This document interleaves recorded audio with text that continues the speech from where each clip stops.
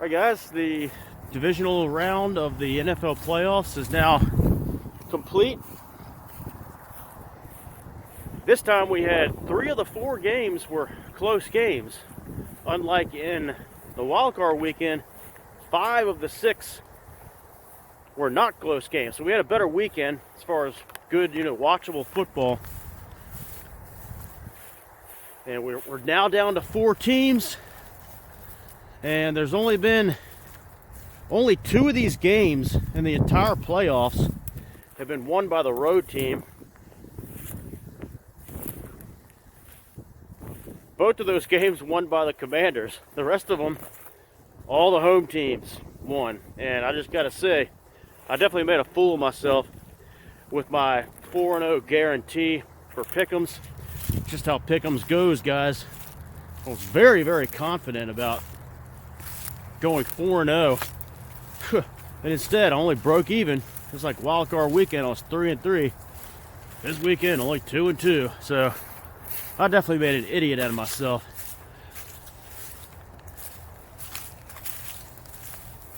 All right. So the first game, the Houston and Kansas City game. First of all, the Texans proved that they belonged here. So there were no flukes in the divisional round playoffs. I think that's pretty clear. So the Texans, so a lot of talk about I was really impressed with how they came out, especially being a dome team and the way they came out and played defense in that game. They could have easily won that game too. And people talk a lot about windows in the NFL these days. In some teams, you can see when it's kind of closing, but the Texans' window is pretty wide open right now. So this was not a devastating loss, especially the way they ended the way they kind of were disappointing this season, but still showed that they came back, won a playoff game, played the Chiefs close, and so they'll be favorites again to win that AFC South and maybe advance a little further next time. They're a very well run organization and a great team. And for the Chiefs, well, the history of three-peat teams attempting a three-peat, usually that divisional round game is the stumbling block, historically. The Chiefs will be the first team since the 1994 Cowboys going for a three-peat to reach the conference championship. So it's a huge step for them in their quest for the three-peat.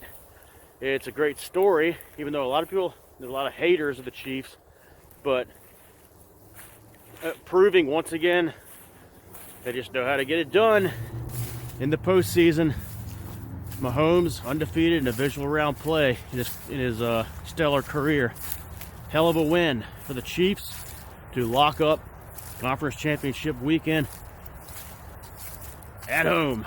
All right, the Saturday night game. You know that the Lions and the Commanders, EMG, representing I gotta say thanks to EMG for representing AOL Wire Club by being at the game. 49-yard line, wearing the Megatron jersey. We were looking for you, but we didn't see you. Suck on that, C-Town. Your team didn't make it that far.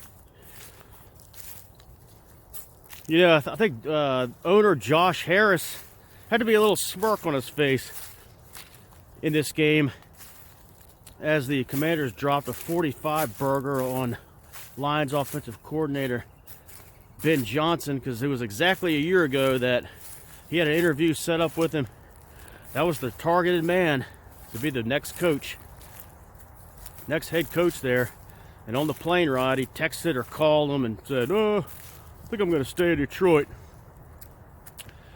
Well, he did stay in Detroit, and he got beat down by the team that he left at the altar at home. You can't make this stuff up, boys. And Ben Johnson didn't do them any favors in this game, calling a ill-advised, wacky trick play in the game, and also getting away from the run. crazy. I think what happened was they got down by a score, and Johnson and Campbell, they panicked, worried about losing to a 6th seed at home in the playoffs, and just abandoned the run, started going nuts, passing it around. I don't get it. They had that incredible backfield against a 29th ranked rush defense in the NFL. They had it all set up to win that game. Incredible, like how they would just throw that away. But the best team won, and that is a devastating loss to the Detroit Lions. I think all the fans there just assumed they were going to win. And they kind of had it nice and set up for them to host the NFC Championship for the first time in history. They've never hosted an NFC Championship, so devastating loss for the Lions. And here in the D.C., Virginia area, as you can imagine, people are going nuts because their team hasn't been to the NFC title game since the last time they were there. We didn't have HD TV. People were using rabbit ears for their television, and Daddy Bush and Quayle were in office. It's been a long time, boys. All right, the Sunday afternoon game.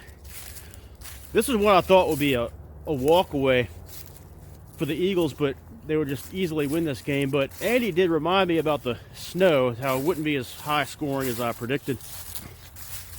Actually, I wasn't too far off when I said 35. They got 28. So, but a lot of credit to the Rams in this. Another dome team, California, that played well in that bad weather in a hostile environment. So the Rams were kind of the weirdest team in this divisional round because they felt like their team kind of felt like they were just an old 2021 team, like kind of what are they still doing here kind of team. I know they've reloaded. It's just a Super Bowl win a little bit here and there, but they still have some of those players, and it was just weird like seeing them.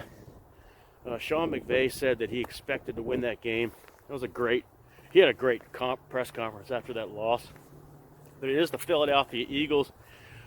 Ben Johnson, if you want to see how to take out the Commanders, watch next week, because look what Barkley did against the Rams yesterday, 200 yards. I think the Eagles are the best team left in the entire of the four, the most talented team on paper, and they've got that run game. So they and that incredible defensive line and offensive line. So it will be the Eagles hosting the NFC title game. And then we had the night game, the big game. And this one, guys, this is the one I made a fool of myself on, because I really thought the Ravens had this thing. Amazing, guys. I just don't get it. I think John Harbaugh is going to get a little criticism too, but Lamar Jackson is now Dak Prescott. He choked again. I know he brought him back at the end of the game, but he put him in a big hole with those turnovers, the interception, especially that fumble, which didn't need to happen. He was trying to do too much there on that play, and when he doesn't try to do too much, they win. Just makes the plays, It was like Nate Burleson said on the post game. On the opposite side, Allen made a play there at the end, where he looked like he was going to pitch it back on that goal line run. It didn't, and he made the point. Burleson made the point, that a really good point, that earlier in his career, Allen used to do those kind of foolish things, but now he's playing within himself and not trying to do it all. So, wow. And then Mark Andrews gagging too. Wow, that was a total gag job at the end. I mean, the fumble, first of all, but then just missing the catch. What the hell is that all about? It's just incredible.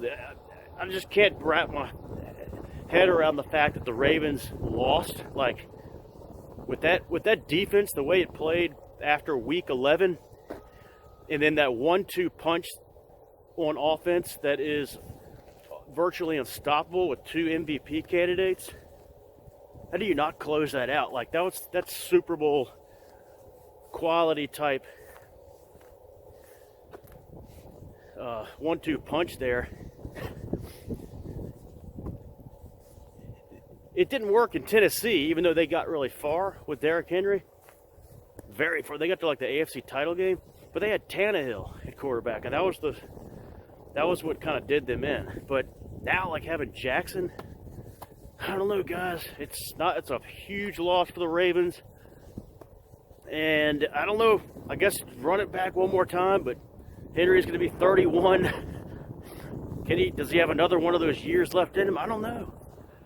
I don't know, guys. I think that's, when we talk about windows, I think that's, you know, you got to be worried if you're a Ravens fan. But congratulations to the Bills and the Shockinator. I think we got the 4 teams left. I think that's the matchup, though, that most people wanted to see more. Chiefs, Bills. I mean, gosh, go back to that game that the Bills beat the Chiefs. Remember after the game, who was it? Mahomes saying to Allen when they greet each other, "We'll see you in January," or something like that. And you knew it was coming, but you knew there was a good chance that was going to happen. So, wow. I mean, let's see if my track is open today. So that's going to be incredible. 6:30 on CBS next Sunday. Oh my gosh. Game of the year. It's gonna have, that game last night had a Super Bowl quality type feel, but it's gonna be a hell of a game. So, and then the 3 o'clock game on Fox will be, you know, it's funny because as much as the NFC North dominated this year, 3 teams over double-digit wins, not a single one of them is in the NFC title game. I mean, we thought at least one would be there, right? Instead, it's NFC East representing Eagles, Commanders. So that'll be on 3 o'clock on Fox.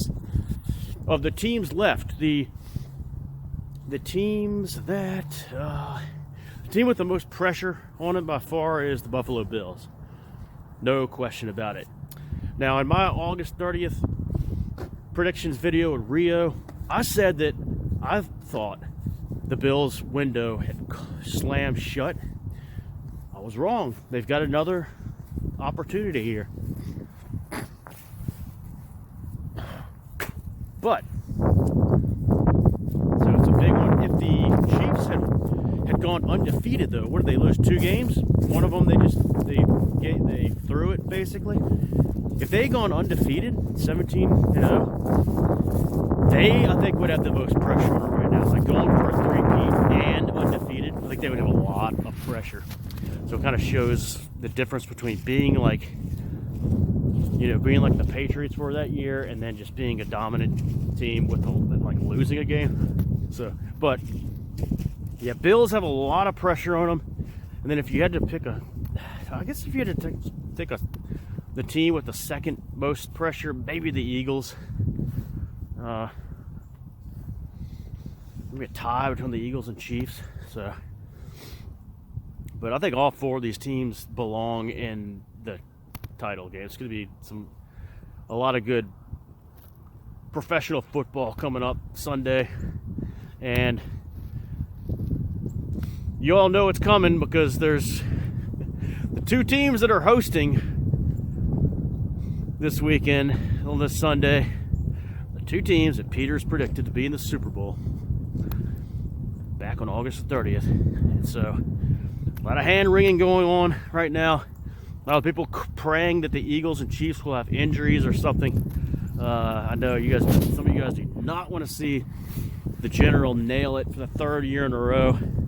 So, but just enjoy football. And, let whatever will